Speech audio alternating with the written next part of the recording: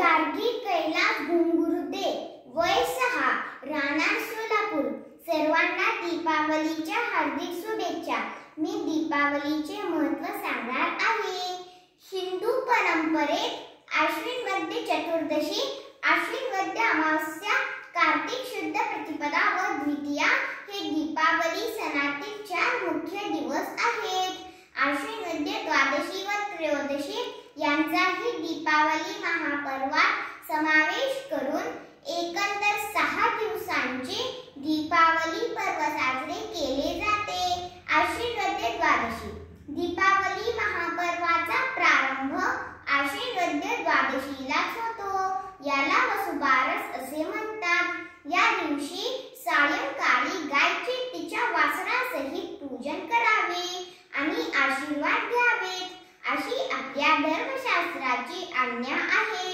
आपल्या हिंदू धर्मात गाय ही अत्यंत पवित्र मानली जाते. 5000 वर्षापूर्वी भगवान श्रीकृष्णाने आपली वीरपत्नी सत्यभामा समवेत नरकासुर दैत्याचा वध करण्यासाठी या दिवशी द्वारकेतून गोमातेचे दर्शन घेऊन प्रस्थान केले होते. या दिवशी दीपोत्सवास प्रारंभ होतो. आश्विन वद्य त्रयोदशी. धनत्रयोदशी. या दिवशी सर्व दिव्य औषधींचे नियंत्रक देवता, वैद्यकशास्त्राचे आद्य निर्माते भगवान श्री विष्णूंचे अवतार श्री धन्वंतरी भगवान यांचे पूजन केले जाते. भगवान धन्वंतरीचे आवाहन करून श्री महागणपतये नमः, श्री अमृतेश्वरी मोहिनी दैव्ये नमः, श्री भगवते धन्वंतरे नमः या मंत्राद्वारे या देवतांचे प्रातःकाली पूजन केले जाते.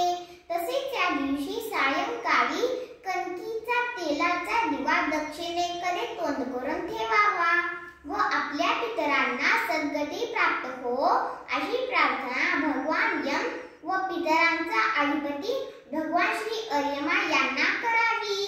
नरक चतुर्दशी.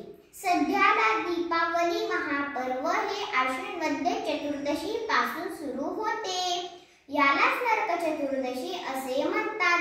कारण या दिवशी भगवान श्रीकृष्णाने नरकासुर राक्षसाचा वध करून त्याच्या कैदेत असलेल्या 16100 कन्यांना मुक्त केले होते. त्या सर्व श्रीकृष्णाला शरण आल्या. त्यांच्या विनंतीवरून श्रीकृष्णाने त्यांचा स्वीकार केला व त्यांना धार्मिक व सामाजिक प्रतिष्ठा मिळवून दिली. या 16000 कन्या तर वेदांच्या ऋचा होत. गृहस्थाश्रम धर्माचे वर्णन वेदांच्या 16000 ऋचांमध्ये केले गेले आहे. याच त्या 16100 कन्या. या दिवशी सूर्योदयापूर्वी सुगंधी तेल उतणे अंगास लावून स्नान करावे व सूर्यास वंदन करावे. चला तर मग आपण स्नानाचे अभंग म्हणूया. उठा उठा ओ सकळ जन, चला करा गंगा स्नान. गंगा आली स्वर्गातून, भक्तगण तारावया. स्वर्गलोकीची सुरेश्वरी, शंभू तुमच्या शिरावरी. शिव झाले गौरी परी, कमंडलूत ब्रह्माच्या. कोणी भागीरथी वदती, जान्हवी नावे पूजन करीती. विष्णुपदी असे महंती, कथा पुराण ऐकावे. ऐसी गंगा ही प्रेमळ, निर्मळ वाहे जलशीतळ. भेदभाव नसे जवळ, सर्वांना ती पावते. कुंकुम पुष्पे वाव्या चला, दीपदान करूया चला. मुले रे घरे सौभाग्याला, आशीर्वाद ती देईल. वाचे वत्ता गंगा गंगा, सकळ पाप जाती भंगा. दृष्टी परता ब्रह्मगिरी, त्यासी नाही यमपुरी. कुशावर्ती करता स्नान, त्याचे वैकुंठी राहणे. नामामने प्रदक्षिणा, त्यासी जन्म नाही पुन्हा. अवघीच तीर्थे घडले काठाई, चंद्रभागा जोडा देखिलिया. अवघेची पाप जाय दिगंतरा, वैकुंठ पंढरी देखिलिया. तुका मनी जन्माल्याचे सार्थक, विठ्ठळची डोळा देखिलिया. हरिद्वार हे कोणी वदती इति अधिपती शंभू अस्ति हरिद्वार हे नाव साजिरे ब्रह्मा विष्णू येती राती स्वर्गदार हे नाव आगळे ऋषी मुनींची अमोल कीर्ती गंगाद्वार हे सर्वांच्या मुखी श्री गंगेची आहे महंती गंगेचैव सरस्वती गोदावरी नर्मदा सिंधु कावेरी जलेस्मिन् सन्निधि कुरु गंगा गंगेति यो ब्रूयात योजनानि शतैरपि मुच्यन्ति सर्वपापेभ्यः विष्णुलोकश्च गच्छति गंगाद्वारे कुशावर्ते भिल्वके नीलपर्वते ज्ञात्वा खनकिले तीर्थे पुनर्जन्म न विद्यते जय गंगे भागीरथी सुरेश्वरी भागीरथी जानवी तू भागीरथी शिवगंगे भागीरथी ज्ञानगंगा पातगंगा आमचा नमस्कार सगळ्या देवांना सांगा। पुढचा दिवस आश्विन वद्य अमावास्या दीपावली महापर्वातील हा एक अत्यंत महत्त्वाचा दिवस आहे। या दिवशी महालक्ष्मीचे गणेश इंद्र कुबेर यांच्या समवेत पूजन केले जाते। यावेळी महालक्ष्मी मातेने सर्व समृद्धी सहित आपल्या घरी निवास करावा आणि अलक्ष्मीने आपल्या घराचा कायमचा त्याग करावा अशी प्रार्थना करावी।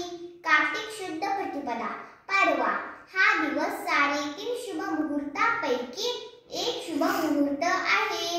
या दिवशी सरस्वती पूजनाचा पवित्र दिवस आहे। या दिवशी व्यापारी जन बलिपूजन करतात। या दिवसाला बलिप्रतिपदा असेही म्हणतात। या दिवशी भगवान वामनाने दैत्य राजा बळी याला पाताळामध्ये बंदिस्त केले होते। कार्तिक शुद्ध द्वितीया दीपावली महापर्वातील हा एक शेवटचा दिवस। देवमाता अदितीच्या पोटी देवतांनी जन्म घेतला। अदिती मातेने आपल्या पुत्राच्या ठिकाणी निर्भयता किती आहे हे पाहण्यासाठी त्यांची परीक्षा घेतली। यासाठी स्वतःच्या लीलेने एक मृत्यूवीर प्रकट केले। कोण या भयानक विवरात उडी घेण्याचे धैर्य करतो अशी आपल्या देवपुत्रांना विचारणा केली। तेव्हा तिच्या पुत्रांपैकी यमधर्माने मृत्यू कोपामध्ये निर्भयतेने उडी घेतली व सुरक्षित राहिले। माता अदितीने त्यास जन्माने मृत्यूचे रहस्य सांगितले। जो कोणी हे रहस्य जिवंतपणे समजून न घेताच म्हणजे अज्ञानी अवस्थेत मरण पावेल अशा सर्व मृत जीवांवर तुझी सत्ता चालेल असा आशीर्वाद माता अदितीने यमधर्मास दिला। आपला भाऊ विवरात उडी घेऊनही सुरक्षितपणे परत आला याचा आनंद होऊन यमीने आपल्या भावाला ओवाळले। तो हाच दिवस। यमधर्माने बहीण यमीला मृत्यूसारख्या महाभयानक संकटापासून सुद्धा आपण तुझे संरक्षण करू असे अभिवचन दिले। पुढे हिची यमी यमुना म्हणून पृथ्वीवर अवतीर्ण झाली। याला यमद्वितीया भाऊबीज म्हणतात। पुन्हा एकदा सर्वांना दीपावलीच्या हार्दिक शुभेच्छा। ही दीपावली सर्वांना